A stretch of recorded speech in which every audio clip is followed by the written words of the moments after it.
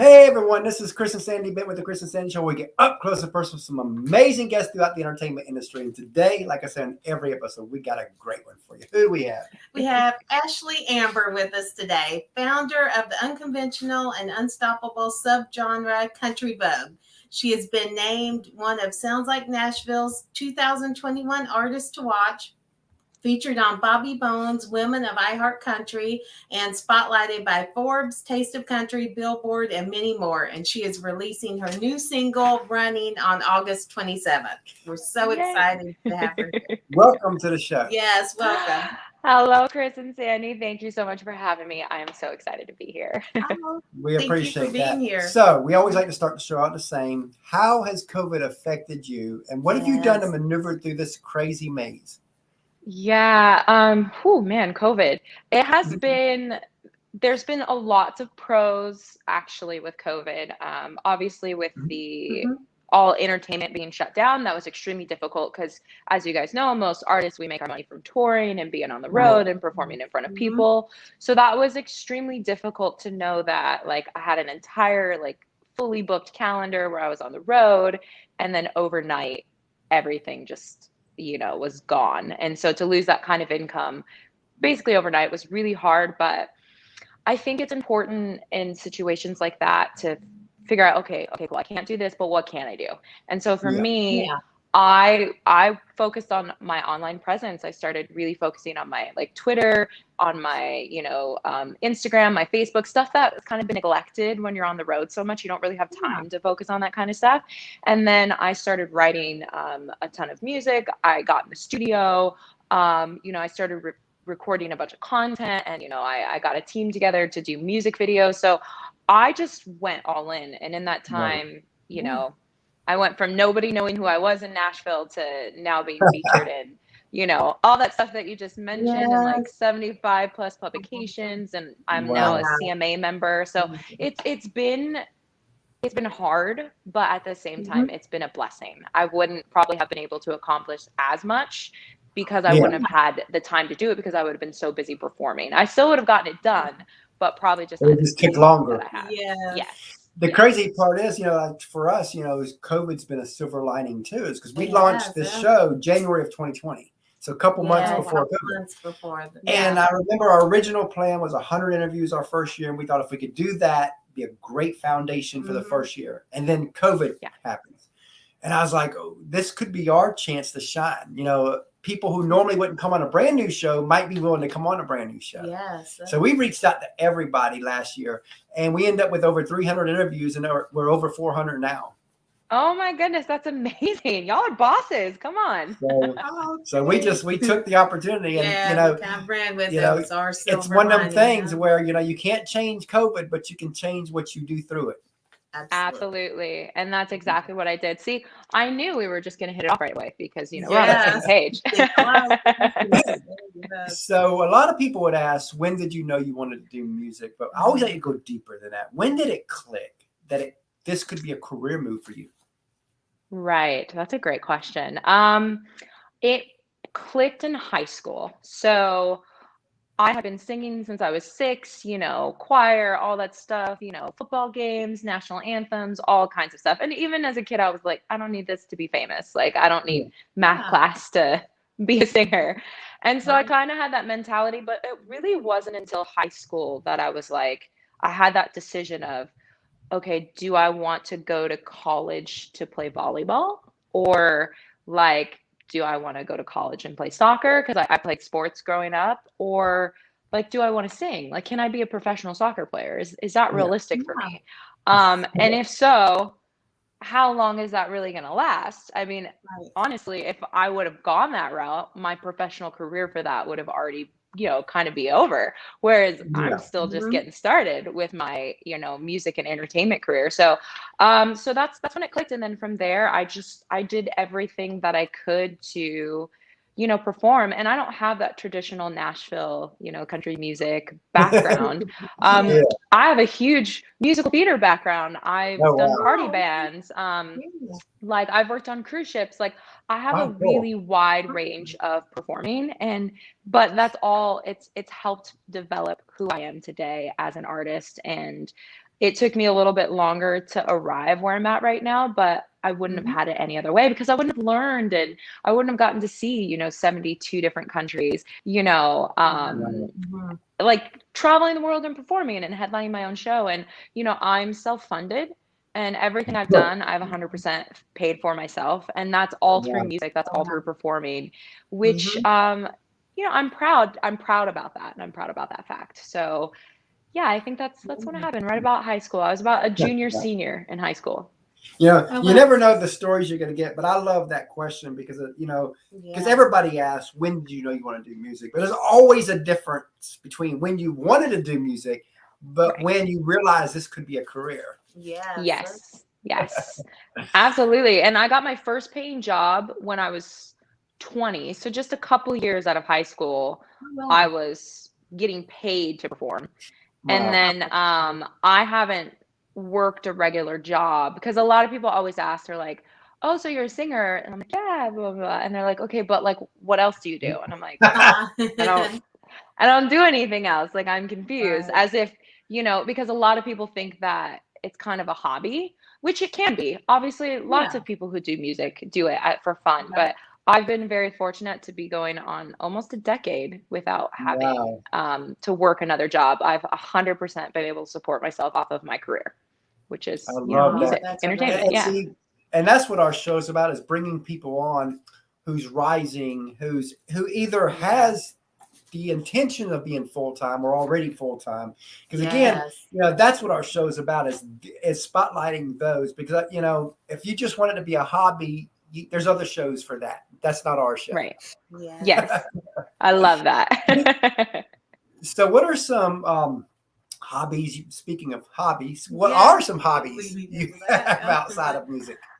Is it bad that I don't have a lot of hobbies outside of music?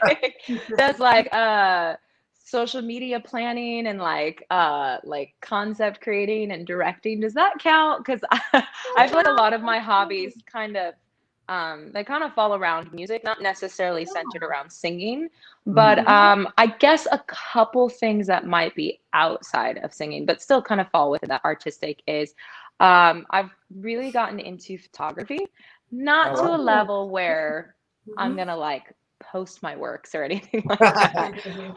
But there are some really cool things because technology has made it so easy. Like we have this incredible device at our fingertips, to check social media and to make phone calls.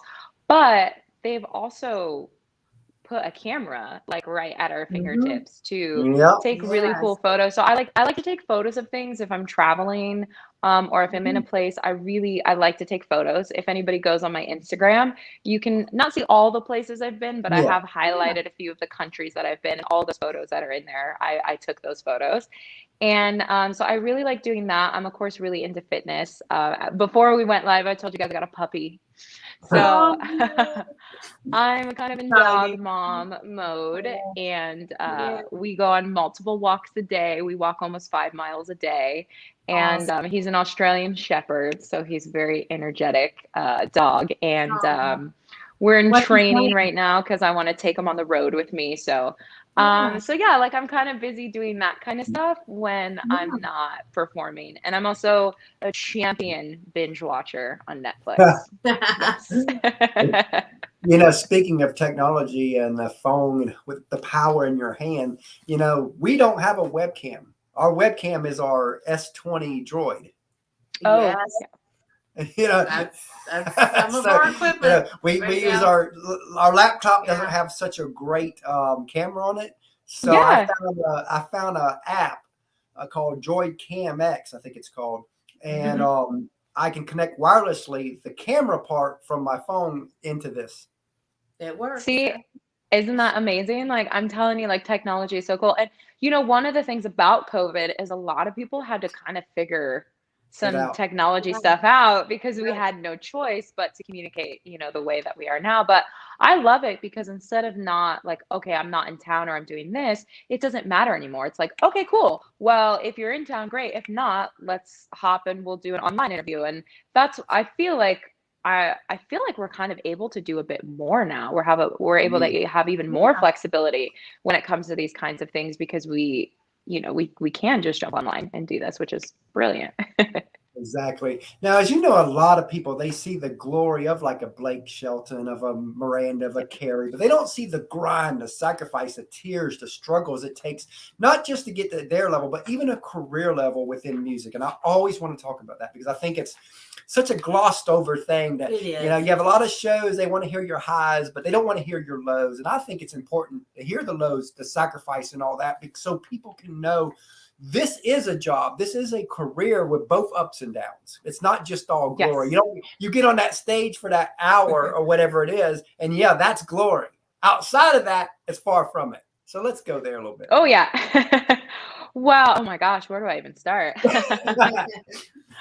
I think one of the things that a lot of people that aren't an artist realize is how much money it costs to be a Blake Shelton, to be a Carrie Underwood, to be a Miranda Lambert and a Kelsey Ballerini. Like it doesn't just happen. It costs a lot of money to invest because we have to have good quality music, right? So you kind of got to start there. You got to start in the studio. Studio is not cheap, especially country music is one of the few genres that still uses live musicians in the studio. So when you're in the studio, you're paying for live musicians, you're paying for tracking, you're paying for studio times, and you got to do your vocals. And then maybe you do your own background vocals, maybe you don't. Maybe sometimes you do, maybe it's half and half. So then you got to bring that in. And, some of my songs have, they have your typical, drums, bass, acoustic guitar, electric guitar, piano, keys, but then they also have cello and violin, and then they'll have steel guitar. Like that's a lot of musicians. And then there's also still stuff that's programmed, which is by the producer. So, you're putting a lot of money into that. And then now we got to go to your image and to your marketing and to how you're going to sell that product, like how you're going to put it online and how you're going to promote it. And then you got to have the photos for it. So it's really, really expensive. And then when you have a PR team, like, that's all money. So I think a lot of people just see like the smoke and mirrors of like social media and like, oh, she must be doing amazing. She's doing this. And don't get me wrong, like we are doing really well, but secretly behind closed doors, we're probably like, oh man, how am I gonna pay for next month's PR? Like, I don't know what I'm gonna do. But we just figure it out. And I think that's one of the things I love most about this industry is it's very unpredictable, but it's also very predictable at the same time. If you're strategic and you're smart about how to go about things, like you can really kind of plan ahead for a lot of things. But I definitely know I've cried a lot. I've had a lot of self-doubt. I mean, there's times where I'm like, man, can I even do this? Like, what am I doing? But then 5 minutes later, I'm like, no, I can do this. Like, if it's not me, then who? If not now, then when? And so there's like a constant battle I feel like majority of artists have. It's just we're really good at not letting it show. In public. But I would say most artists behind closed doors are constantly like, okay, so-and-so just got a #1 single. How do we get a #1 single? Or how do we do this? Or how do we do that? Okay, we got tour, we got logistics, we got band, we got stuff. There's so many things that, make an artist successful. And early on in a career, it's usually the artist that's taking majority of the load. So like I have a team, but I do a lot of stuff myself. Like I'm still doing my social media planning. I'm still making concepts for my videos. Like I'm still in charge of approving all my content. Like I'm the one that's doing all that. I'm still, the one buying flights for the band when we have a gig and stuff like that. So not only do I have the responsibility of, knowing my lyrics and singing in tune and, staying fit and my hair and all the other stuff that goes along with it, I have all the logistics in the back end. And I think, I think that's something that a lot of people don't talk about, and they don't talk about how easy it is. Artists get taken advantage of, like those behind the scenes things, how people can be like, yeah, we're on your team, but then a contract comes in and they're really not on your team. Like they're really in it for themselves. Like and those things can be really hard. We've heard stories, and I didn't know this until we started this show. I had no idea that this happens, and I'm not saying every label does this. So please, anybody listening, this ain't. But some of the stories I've heard with labels is because you got to be careful about the fine print. Is that if a label was just stuck millions of dollars into an artist, and you come up and you're kind of competing with the same crowd. That there's some labels will come to you, offer you a deal, and you're excited. Oh, I'm on this big label. They're paying me to come on. You sign the dotted line because you didn't have an attorney look at it, and then they bench you immediately for 3 years. Yeah, that happens all the time. One of the biggest advices I can ever give to anybody is don't sign anything without an attorney. Like if it's anything involving your career, your money, your likeness, like somebody that's taking something from you, like do not have anybody like if it's you wrote a song and they're going to play it on, Heartland, but you don't necessarily need a lawyer to look that over. But if it's a record deal or production deal, a movie deal, anything that involves money, don't sign it without an attorney looking it over, because there are lots of really tricky things in those fine prints. And the person who's telling you to sign it is like, no, it's fine. Don't worry about it. Or like they'll have one of their lawyers be like, oh yeah. And they'll explain it's already been looked at by a lawyer. Yeah. Exactly. Like, oh, it's already been looked at by our team. Well, of course it's been looked at by your team, because your team is making sure that this agreement is in your best interest, not mine. So you got to find somebody who's going to advocate for you, and you have to be that person that advocates for yourself. I think a lot of the hardships in this industry are artists that aren't necessarily taking responsibility and maybe giving too many things away to team members. You have a team for a reason. Yeah, like you have a team for a reason, but you should never just ignore how your finances are being ran. You should never ignore like your contracts. Your attorney, you don't have to read it. That's why you have an attorney. But your attorney should be breaking down the meats and the bones.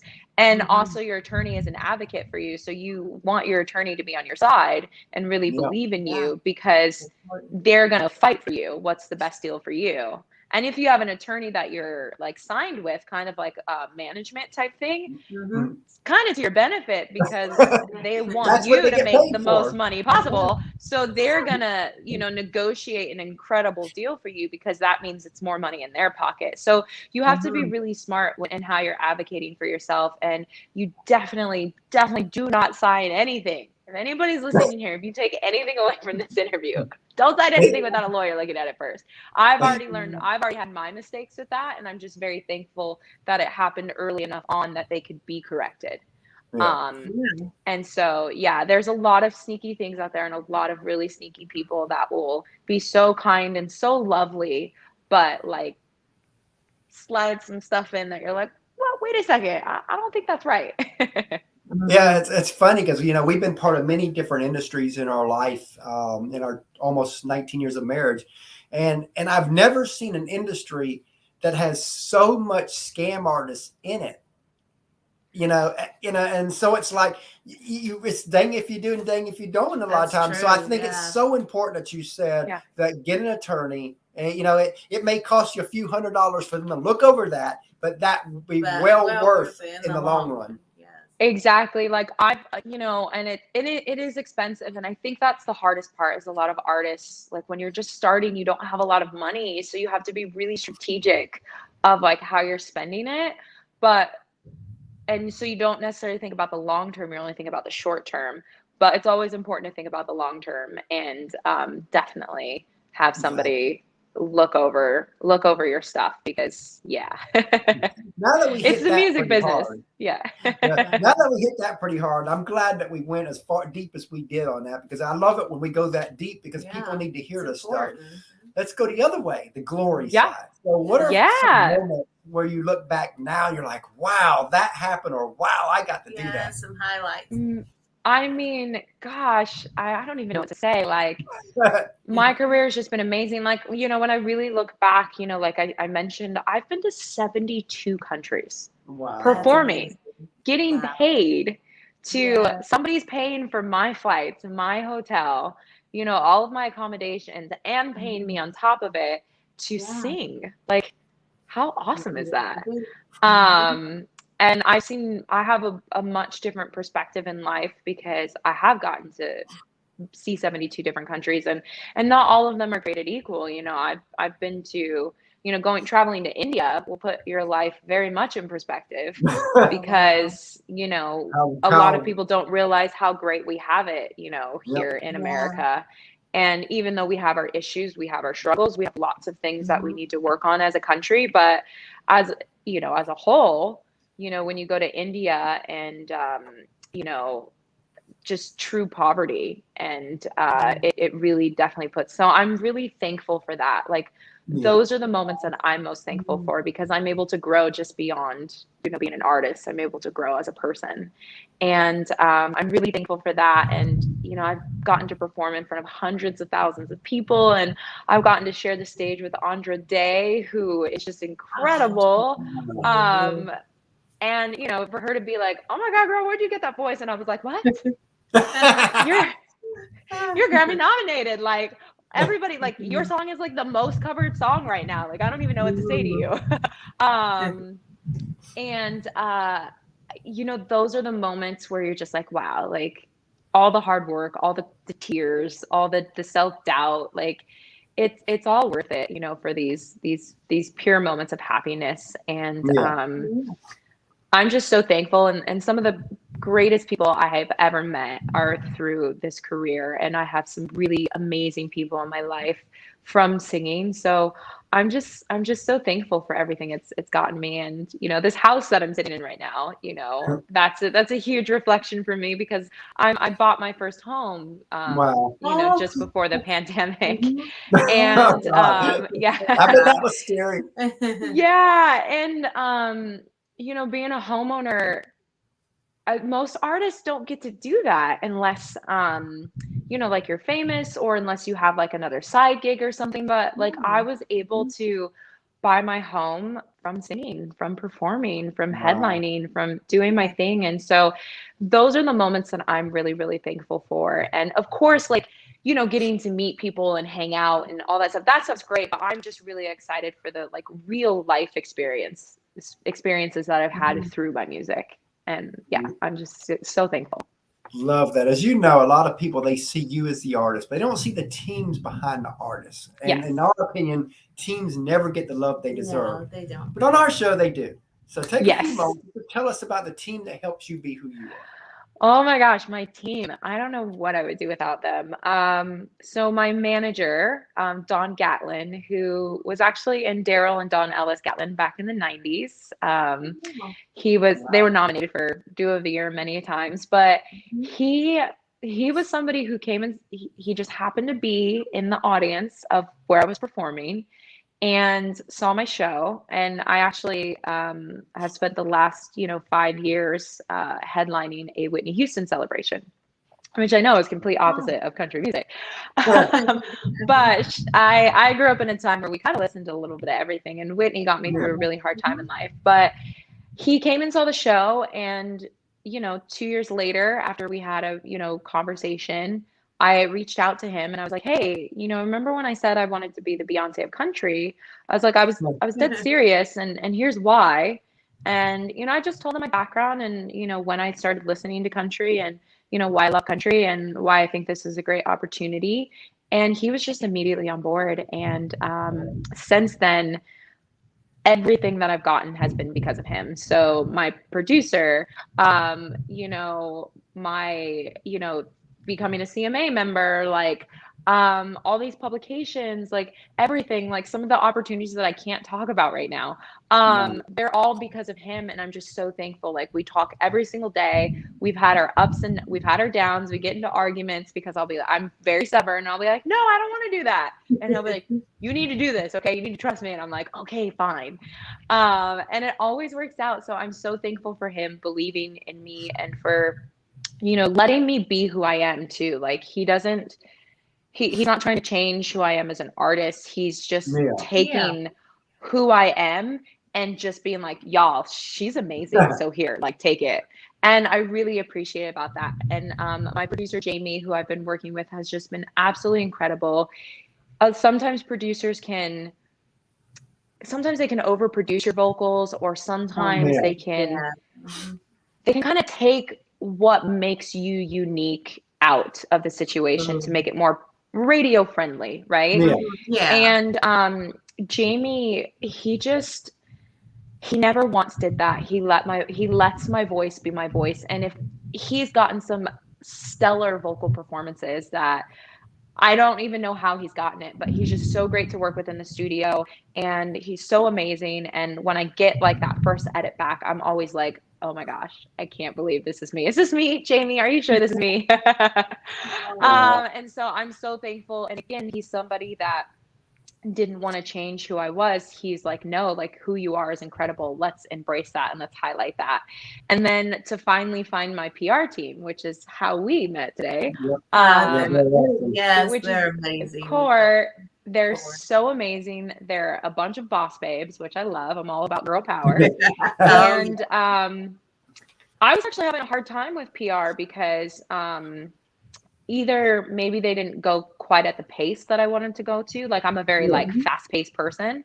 And I always have something going on. So I'm like, no, let's do it now. Let's do it now. I don't want to hear that this is a 10-year town. This is not a 10-year town for me. Like I'm not taking 10 years. Like, let's do this now. Let's do this now.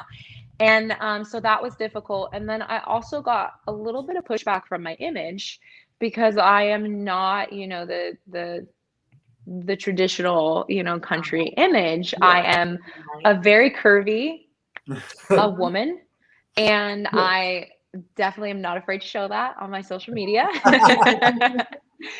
And you know, I rock a giant fro hawk. It's hiding today because I have to get it redone tomorrow.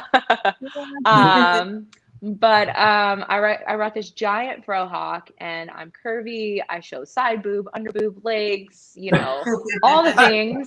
And you know, in addition to that, you know, I'm a Black woman, which is not the traditional thing that country music is used to seeing. So it's like you're breaking all barriers here. Yeah, like just so many things. So people were like, oh, I don't know, your image we might need to like soften it down. And I'm like, no, I'm not softening it down. Shania Twain can do it. So can I. Because when I think of Country Vogue, I think of Shania Twain. And I was just so thankful. Oh, is she not amazing? Like, I'm obsessed with Shania Twain. She's one of my. Her song from this moment was our wedding song. Yeah, that was our wedding song. Oh, from this moment. Yeah, I love it. But so finding Core, they embraced my image. They didn't want to change it.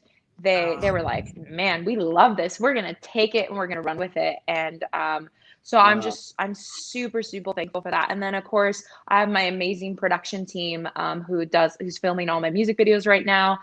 Jerry and Jason, they're absolutely incredible. They're so supportive.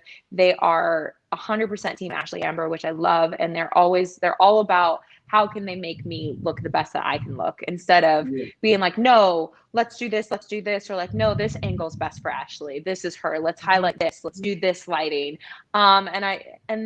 Those are important. You want people that want to highlight you as you are. And then I also have some incredible people behind the scenes. One of my content creators who lives in Australia, actually, you know, he does all of I'll call him last minute. I'll be like, hey, I need this video. And like, tomorrow, and he'll be like, okay, babe, no worries. He gets it to me. So I'm just so thankful that I have this incredible teams and this incredible people. Now I have an amazing attorney. She's one of the top attorneys in Nashville, and you know, she has come through and helped me clean everything up and make sure my business is properly set up. And you know, so now just moving forward, I can just enjoy and not have to worry about things being messy because we've already, you know, laid that foundation. So if it wasn't for my team, I wouldn't be where I'm at right now. They've taken all the work that I've done and they've amplified it. So I'm very thankful. Love that. And speaking of teams, we have a third co-host, our 9-year-old. Yes, Christopher. He comes on and asks like 3 questions. So Sandy's going to yes. Oh my God, I love it. And we've got a 2-year-old daughter that when she gets older, she'll be plugged in her show too. And I hope she's not woke up because we got a bad storm coming, and I'm like, oh God, you know, you're hearing thunder. And so hopefully she's still asleep. Okay.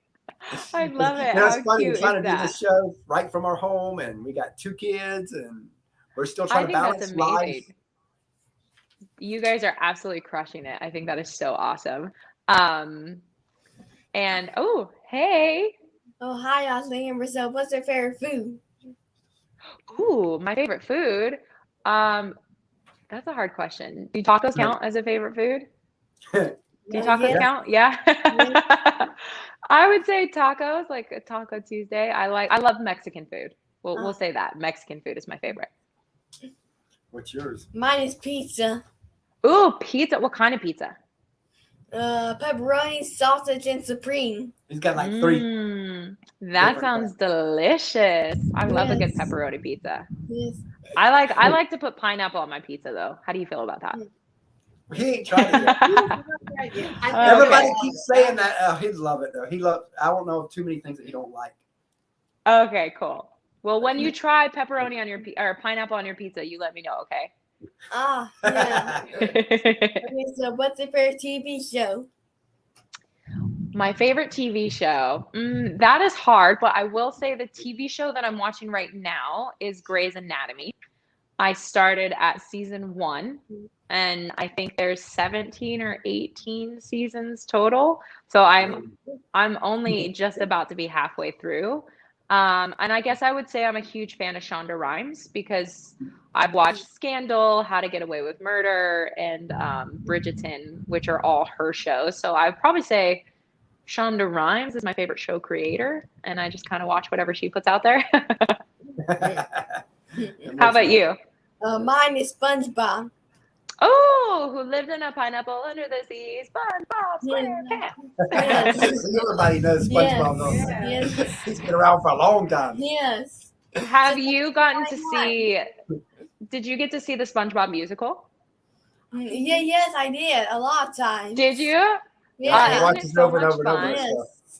Yeah, that's one of my favorite musicals is SpongeBob SpongeBob musical. It's brilliant. Yeah. Like Broadway Yes. totally crushed it on that.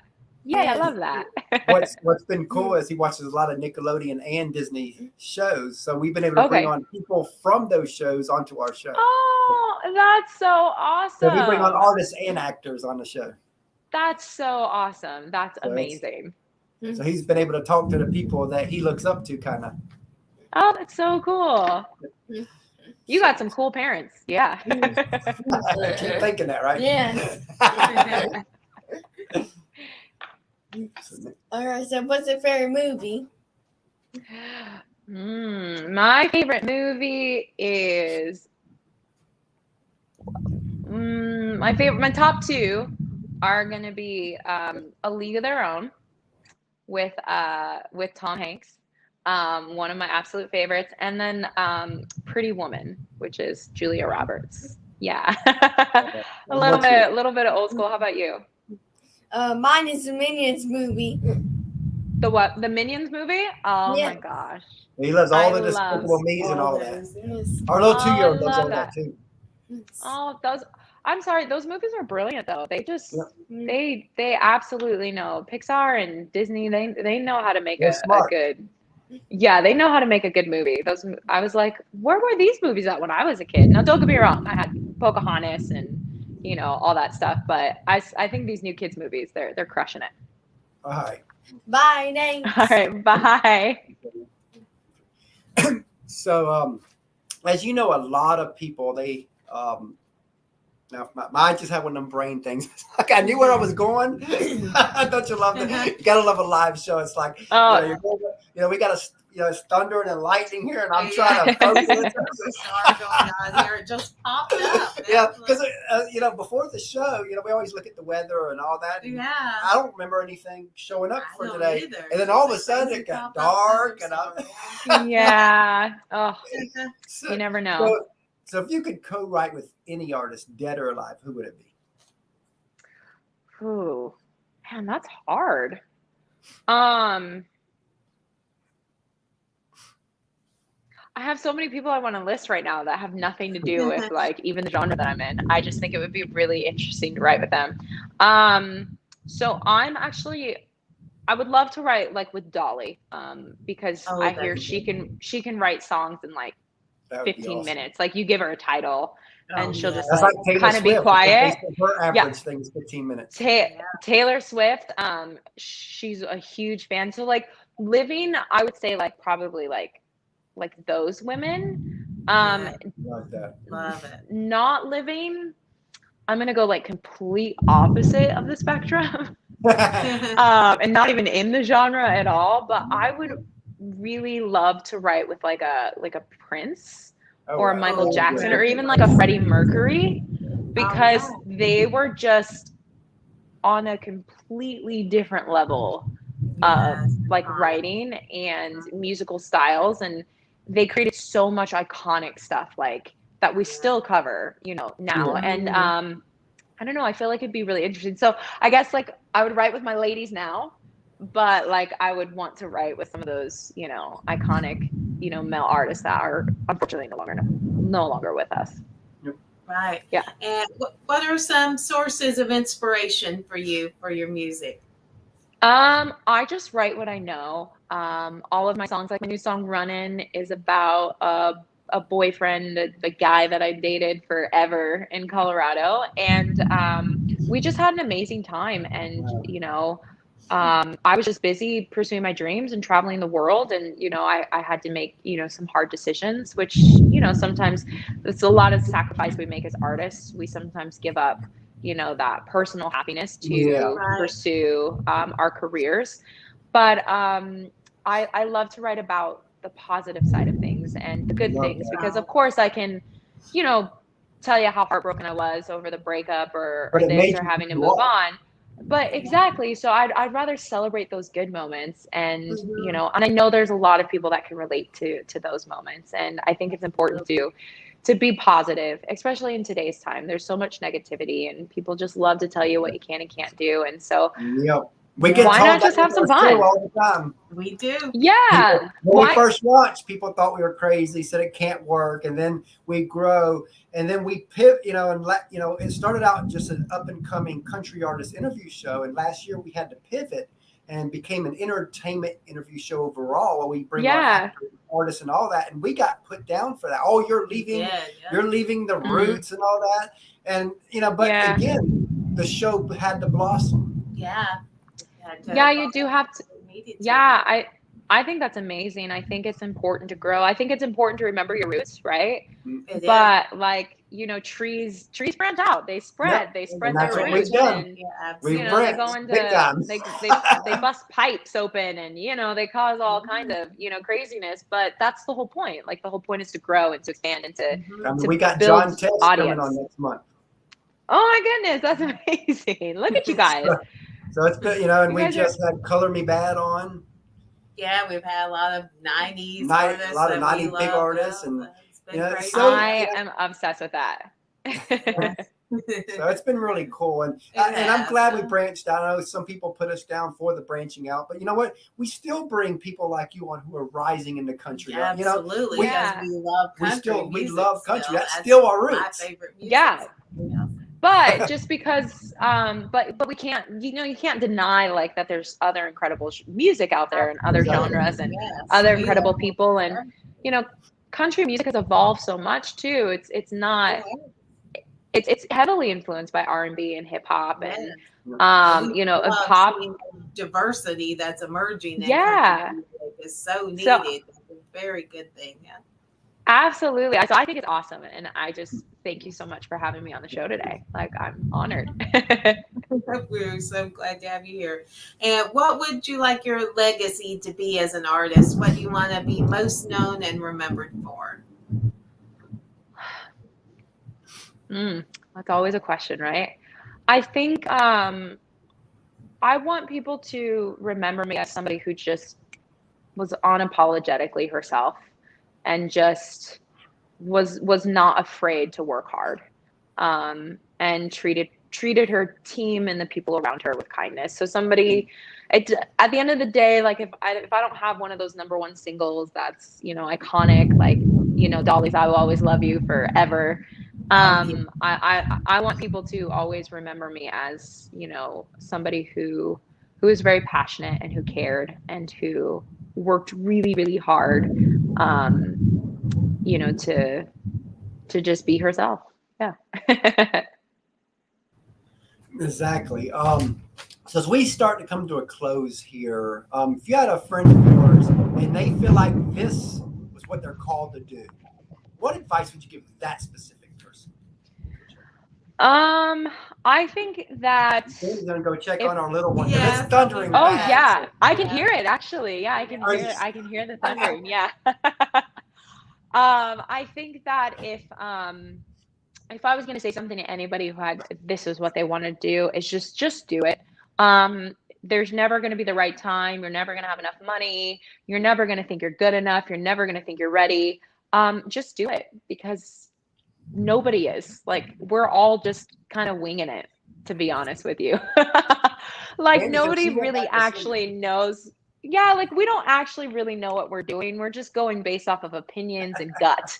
And if it's something that you're passionate about, like, do it, because you're only just gonna question why you didn't do it. And so, and why? What's the point? Life is so short. So just go 'cause for I've it, and don't always let. lived my life like that. I don't want to be in regret. Again, I would rather go out on a limb, just go full force and fail, than do nothing and succeed, and always wonder, well, what if? Because we've tried over 100 different business ideas to get to this Yeah. point and failed at them Yeah. all.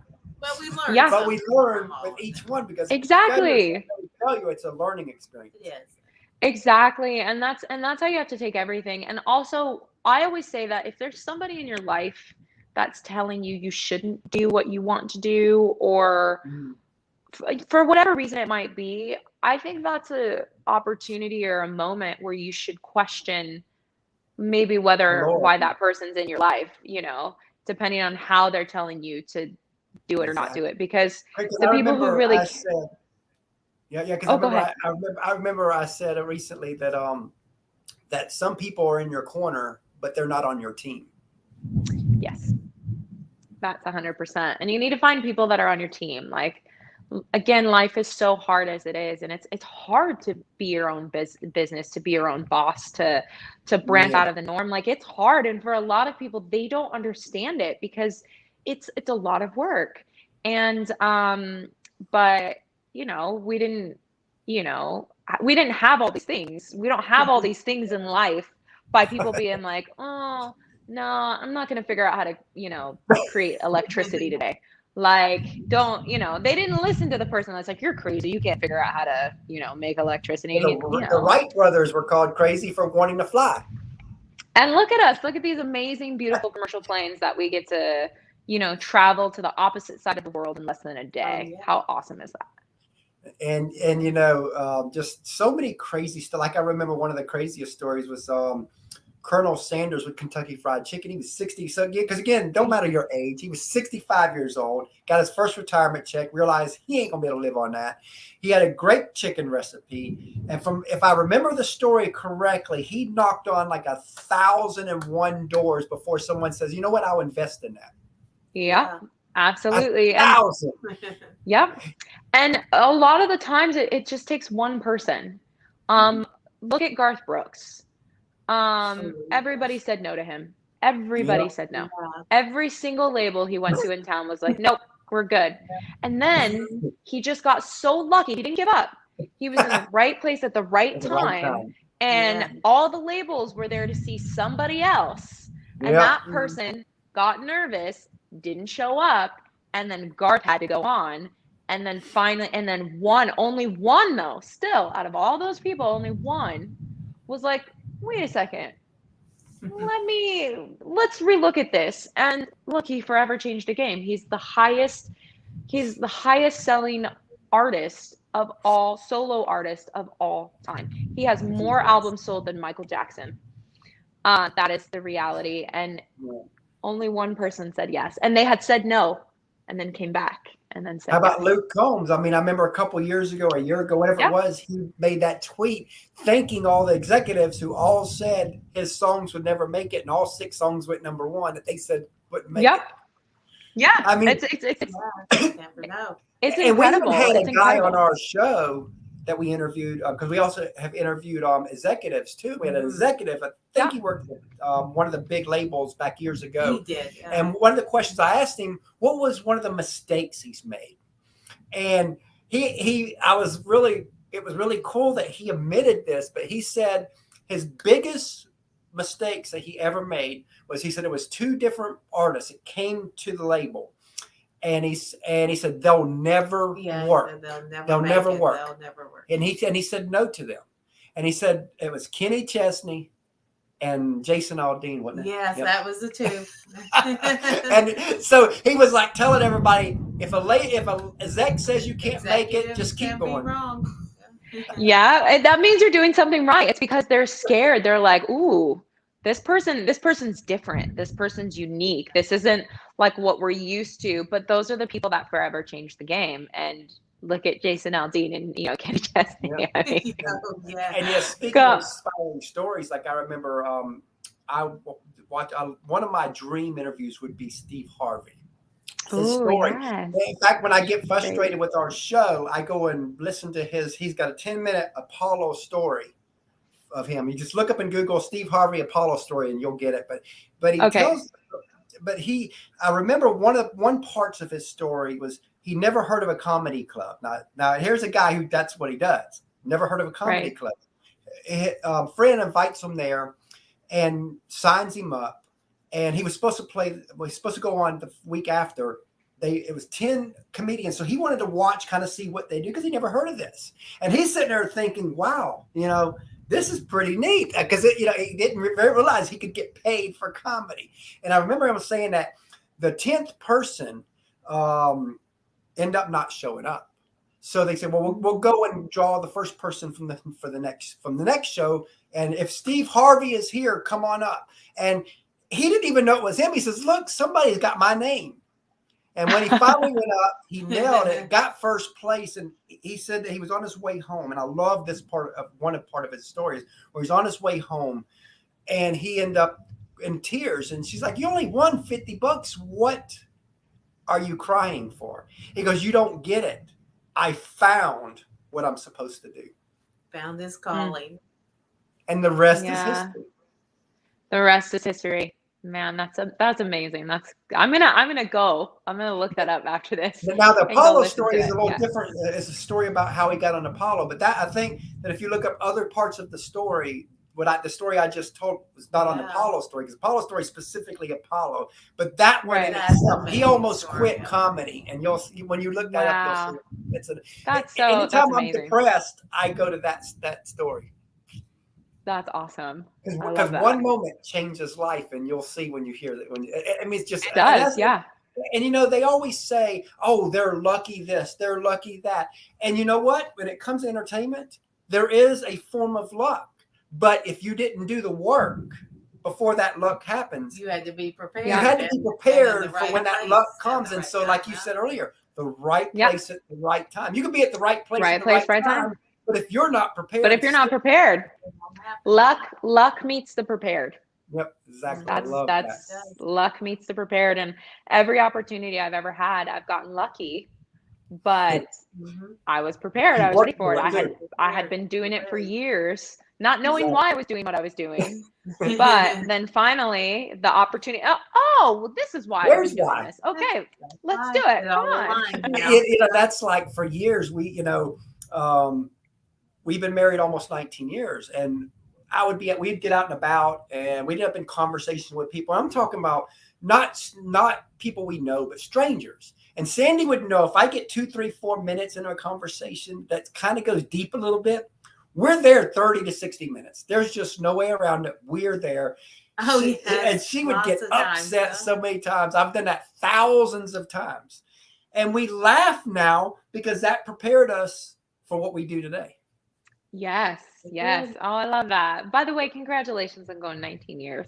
It's pretty awesome. August 5th will be 19. Yeah, October. 19 years in August or October. Oh, okay. We're in August. Okay. Yeah. Awesome. 5th. October 5th. That's exciting. As we come to a close, what's next for you? Lots of things on the list, but I will keep it simple. next is my brand new single that's gonna be coming out here really soon. I'm so The day excited. before my birthday. And yes, the I 20th. turned 50. I turned 50 on August 28th. He does. oh my goodness. And we're gonna spend a Yes. week in Nashville that week. Yeah. Oh, that's so awesome. That's amazing. I will be there actually at the end of August into cool. September. Cool. So we might cross paths. I'm performing a couple awesome. routers rounds and stuff too. So I'll have to have Anna send you guys some info. I think we're supposed to meet with Anna. I think. Yeah, we are. While we're Oh, up cool. there.